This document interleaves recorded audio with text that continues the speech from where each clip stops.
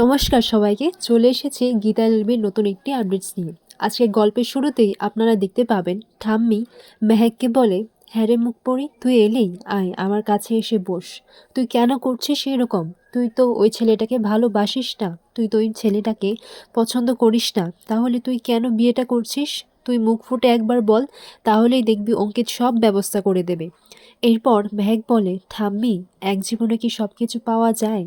আমরা যা পেতে চাই সেটা তো আমরা পাই না, আর যেটা আমরা পাই সেটা আমরা আদৌ চেয়েছি কি না সেটাও ঠিক নেই।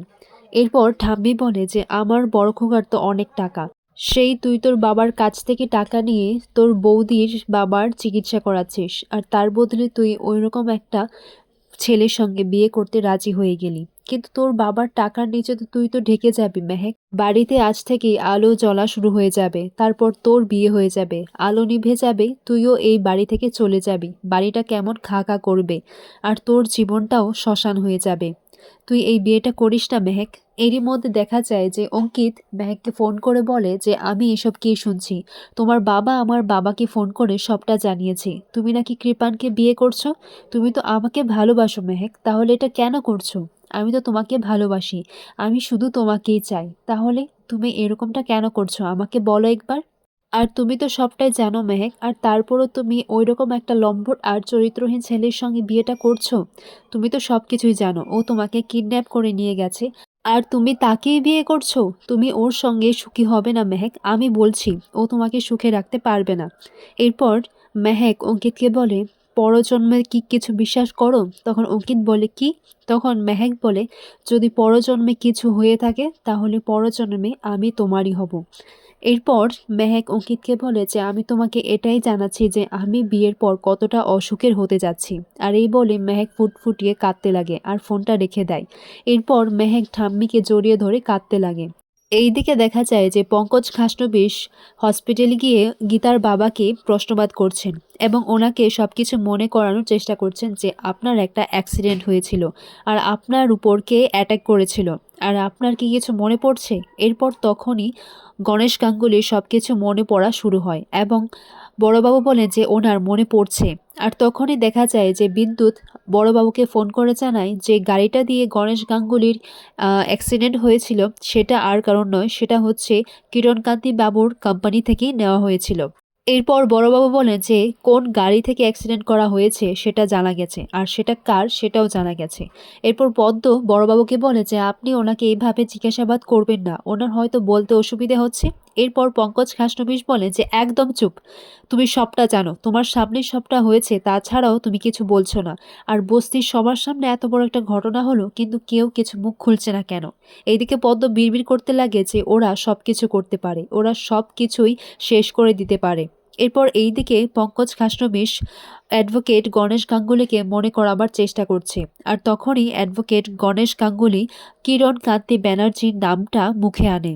আর তখনই পঙ্কজ খাসনবিশ গীতাকে বলে যে আপনি এবার ওদেরকে কোর্টে হেঁচড়ে হেঁচড়ে টানতে টানতে কোর্টে ওঠাবেন, ওদেরকে কোর্টে নিয়ে দাঁড় করাবেন, ওদেরকে আপনি সাজা দেবেন, আর আপনি ওদেরকে কোর্টে হিঁচড়ে টেনে নিয়ে যাবেন। বলেন আপনি পারবেন, এটা আপনাকে পারতেই হবে। এরপর পদ্ম বলে যে উকিল দিদিমণি কি করবে? এইদিকে তো মেহেক দিদিমণি নিজের মত দিয়েছে কৃপানের সঙ্গে বিয়ে করতে, আর মেহেক দিদিমণি বড়বাবুর কাছ থেকে টাকাও নিয়েছে উকিল দিদিমণির বাবার চিকিৎসা করার জন্য। তাহলে এরপর পঙ্কজ খাসনবিশ বলে যে এইসব আমি কি শুনছি? তখন গীতা বলে সেসব নিয়ে আপনি ভাববেন না, আপনি এত কিছু ভাববেন না, আপনি সবটা আমার উপরে ছেড়ে দিন। এরপর গীতা তার বাবাকে বলে যতদিন এই অ্যাডভোকেট গীতা এলএলবি জীবিত আছে সবাই জাস্টিস পাবে, তুমিও পাবে বাবা, তুমিও জাস্টিস পাবে। এরপর পরবর্তী মুহূর্তে দেখা যায় যে কাব্যিয়া মেহেকের জন্য বিয়ের সব গয়নাগাটি নিয়ে আসে, যে কিনা বউ ভাতে পড়বে।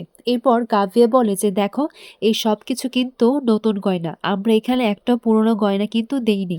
এরপর কাব্যিয়া বলে যে এটা হচ্ছে তোমার জন্য আংটি, এটা নিজে ভাইয়া গিয়ে কিনে এনেছে, কি পছন্দ হয়েছে তো?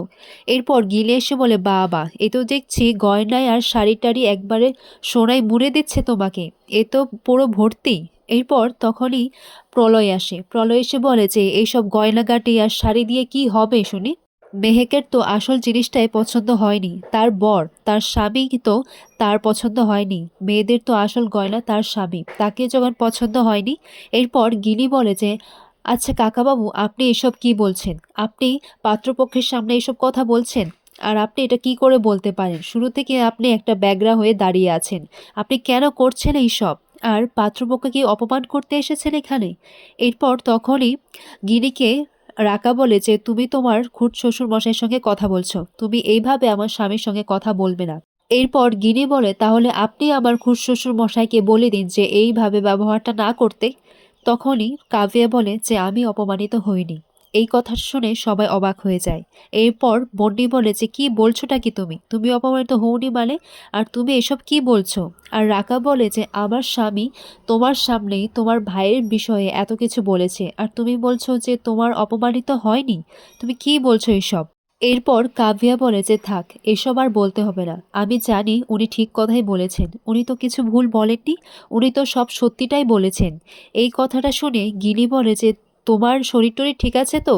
তোমার কি হয়েছেটা কি? আর তুমি এইসব বলছো? আমি কিন্তু তোমার বাবা আর মায়ের সঙ্গে কিন্তু কথা বলবো, তুমি এইখানে এসে এরকম কথা বলছো? এরপর তখনই প্রলয় বলে যে ও একদম ঠিক কথা বলছে, ও তো সত্যিটাই বলছে। ও একমাত্র এখানে সেন্সেবল আর ও বুঝতে পেরেছে, তাই ও এই কথাটাই বলছে। আচ্ছা মেহেক, তুই বুঝতে পারছিস না? তুই এখনও না বলে দে। তুই বলে দে যে তুই এই বিয়েটা করতে চাস না, তোর এই সব কিছু পছন্দ হয়নি, তুই এইসব গয়নাগাটি সব ছুঁড়ে ফেলে দে। এইদিকে কাব্যও বলে যে আমিও তো একটা মেয়ে, আমি খুব ভালো করেই জানি যে মেহেককে জোর করা হচ্ছে এই বিয়েটা করার জন্য। আর আমি তো খুব ভালো করেই বুঝতে পারছি একটা মেয়ে যখন একটা ছেলেকে ভালোবাসে তখন সেই ভালোবাসাকে সে কখনোই ভুলতে পারে না। আমার জন্য তো অনেক সম্বন্ধ আসছে, কিন্তু আমি স্বস্তিকে ভালোবাসি বলেই আমি বিয়েটা করতে পারছি না। কিন্তু যখন একটা মেয়ে কাউকে ঘৃণাও করে তখন সে সেটা কখনোই ভুলতে পারে না। এরপর এইদিকে মেহেক বলে যে তোমরা কেন বুঝতে পারছো না? আমি তো নিজের ইচ্ছাতেই এই বিয়েটা করতে চাই। দেখো আমার এই গয়নাগুলো সব পছন্দ হয়েছে, আমি তো নিজের ইচ্ছাতেই বিয়েটা করছি। এরপর মেহেক কাব্যাকে বলে আর কাব্যা দিদি, আমার সব থেকে বেশি পছন্দ হয়েছে তোমার ভাইকে, তোমার ভাই খুব ভালো, তোমার ভাইয়ের মতো মানুষ আর হয় না। এরপর প্রলয় বলে যে মেহেক তুই এই বিয়েটা বন্ধ করে দে, এখনই তুই বিয়েটা আটকে দে। এরপর প্রলয় মেহেককে বলে যে আজ থেকে তোর কান্না শুরু হলো।